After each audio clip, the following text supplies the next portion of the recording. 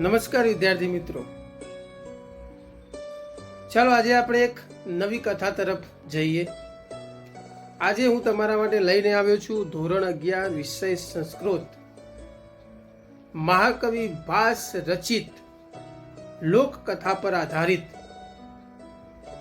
ચારુદત્ત. ચારુદત્ત કથા જે ખરી એ કથા ચારુદત્ત અને વસંત સેનાના પ્રેમની કથા છે.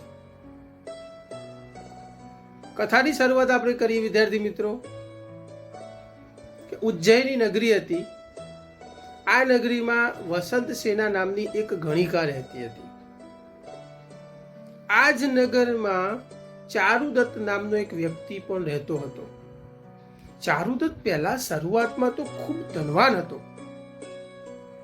પરંતુ એ દાન કરીને હવે ગરીબ થઈ ગયો હતો, નિર્ધન બની ગયો હતો. તેની પાસે ધન ખૂટી ગયું હતું. આ ચારુદત્તની એક પત્ની હતી જેનું નામ હતું દૂતા, અને તેનો પુત્ર પણ હતો જેનું નામ હતું રોશન. ચારુદત્તને એ વાતનું દુઃખ ન હતું કે પોતે ગરીબ થઈ ગયો છે, પરંતુ એ વાતનું દુઃખ હતું કે આવી પરિસ્થિતિમાં તેમના મિત્રો, તેમના સ્નેહીજનોએ તેનો સાથ છોડી દીધો હતો. આ જ ગરીબ, આ જ નિર્ધન ચારુદત્તને વસંત સેના પ્રેમ કરે છે એના ગુણોના કારણે, જેની કથા અહીંયા આપવામાં આવી છે. એકવાર ઉજ્જૈની નગરના રાજા પાલક, એનો સાળો હતો સકાર. આ સકાર વસંત સેનાને પામવા માટે તેની પાછળ દોડ્યો.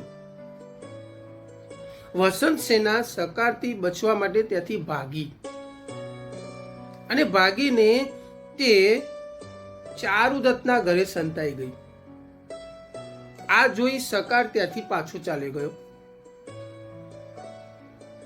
હવે વસંત સેના ચારુદત્તના ઘરે સંતાઈ ગઈ. ચારુદત્તના ઘરે ચારુદત્ત અને તેનો મિત્ર મૈત્રક હતા. એની પત્ની અને એનો દીકરો હાજર ન હતા. જ્યારે ચારુદત્તને જાણ થઈ કે તેના ઘરમાં વસંત સેના સંતાઈ છે, ત્યારે વસંત સેનાને ચારુદત્તે પૂછ્યું કે તમે કોણ છો? શું હું તમારી કોઈ મદદ કરી શકું ખરી? આ સાંભળીને વસંત સેના ચારુદત્ત પ્રત્યે આકર્ષાઈ. તેના મનમાં, તેના હૃદયમાં ચારુદત્ત પ્રત્યે પ્રેમ પેદા થયો. ચારુદત્ત પણ તેના પ્રત્યે આકર્ષાયો હતો.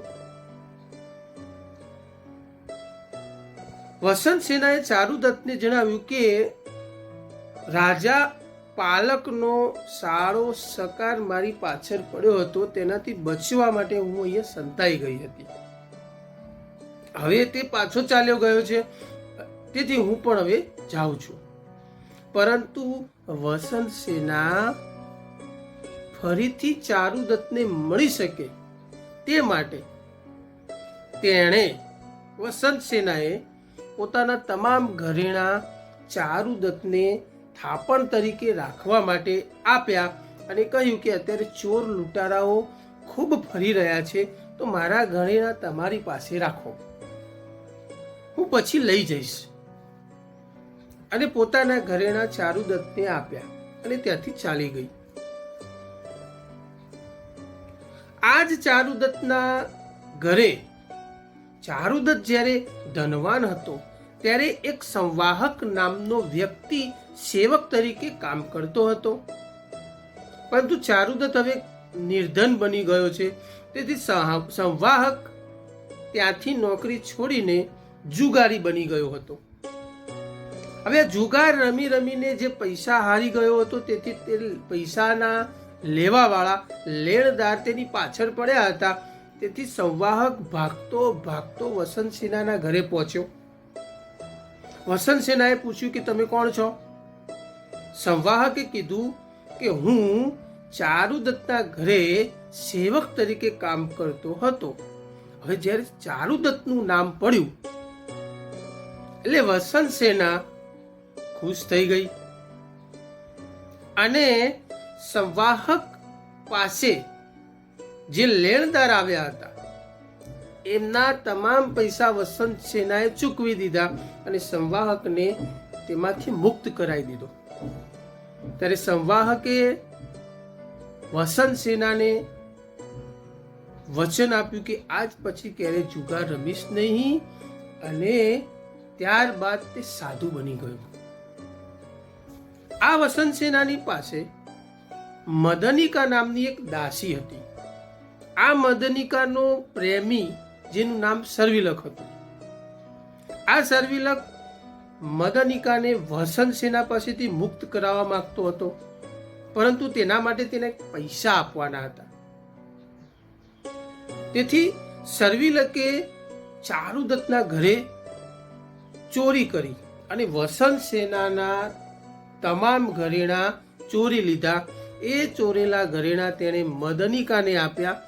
મદનિકાએ એ ઘરેણા વસંત સેનાને આપ્યા.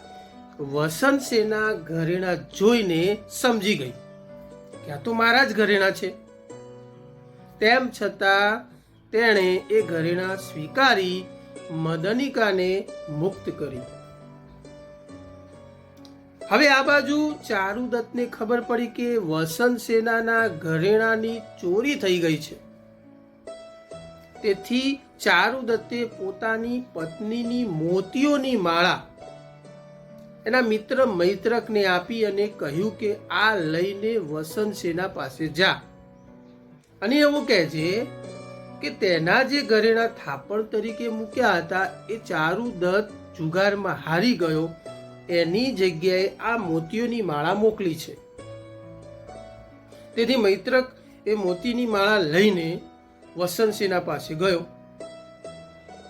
વસંત સેનાએ એ માળાનો સ્વીકાર કર્યો અને તે ચારુદત્તના ઘરે ગઈ.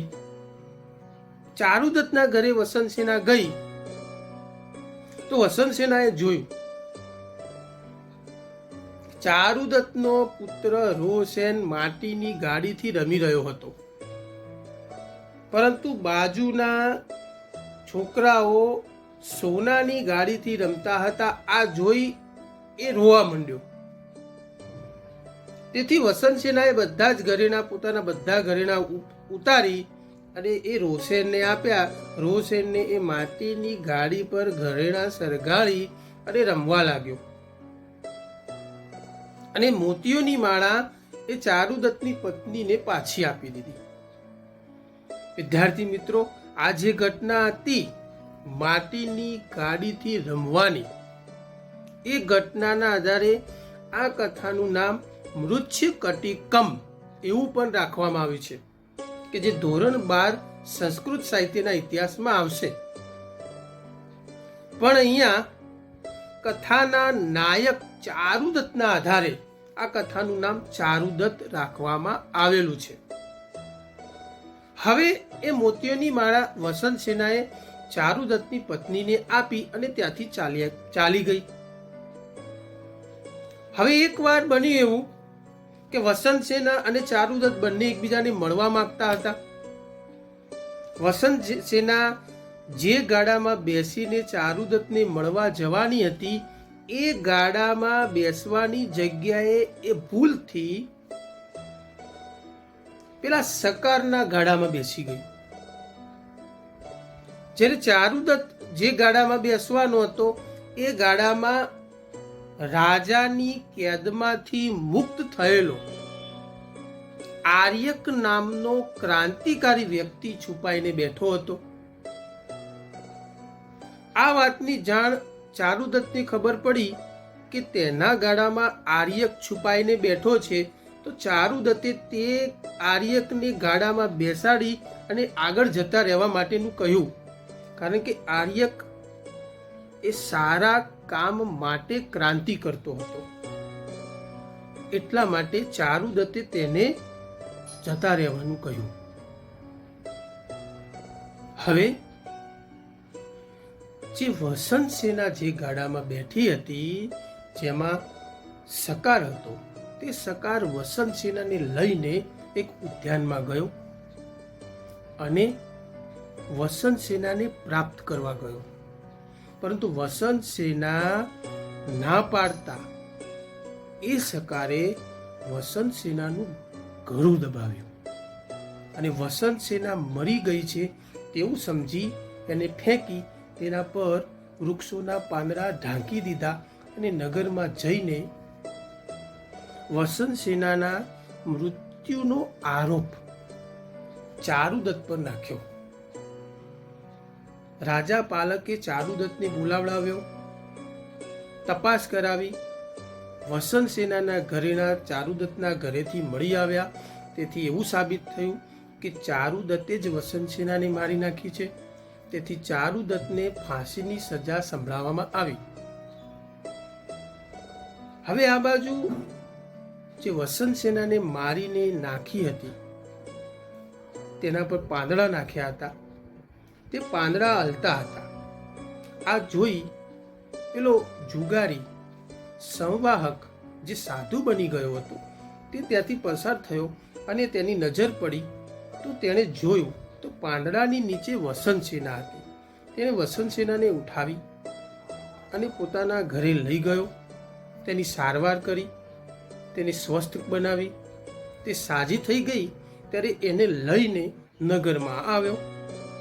હવે બીજી બાજુ બન્યું એવું કે રાજા પાલકને મારીને હરાવીને પેલો આર્યક ક્રાંતિકારી હતો એ રાજા બની ગયો હતો. સંવાહક વસંત સેનાને લઈને આ રાજા પાસે આવ્યો. રાજાએ બધી ઘટના વિશે સાંભળ્યું અને ચારુદત્તને નિર્દોષ જાહેર કરી પોતાનો મંત્રી બનાવી દીધો. ચારુદત્તે પણ સકારને માફ કરી દીધો. આમ વસંત સેના અને ચારુદત્ત બંનેનું મિલન થયું, સુખદ મિલન થયું. અહીંયા બંનેના મિલન સાથે આ કથા પૂર્ણ થાય છે. આગળના વિડીયોમાં આપણે બીજી કથા લઈને આવીશું. વિદ્યાર્થી મિત્રો, આશા રાખું છું કે મારી કથામાં આપને સમજણ પડતી હશે. જો તમને કથા સમજાતી હોય તો લાઈક કરજો, તમારા મિત્રોને ઉપયોગી થવા માટે શેર પણ કરજો અને સબસ્ક્રાઈબ તો જરૂરથી કરજો.